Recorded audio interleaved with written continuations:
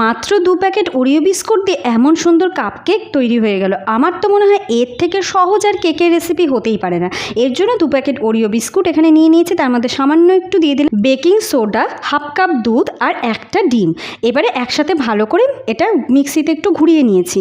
আর কাপগুলো তো তোমরা দেখতে পাচ্ছ, চায়ের কাপ, অবশ্যই যেটা মাইক্রোওয়েভে দেওয়া যাবে এরকম কাপই এখানে ব্যবহার করবে। তার মধ্যে একটু সাদা তেল মাখিয়ে এইভাবে আমি কেকের ব্যাটারটা দিয়ে ওপর থেকে একটু স্প্রিঙ্কেল ছড়িয়ে দিলাম।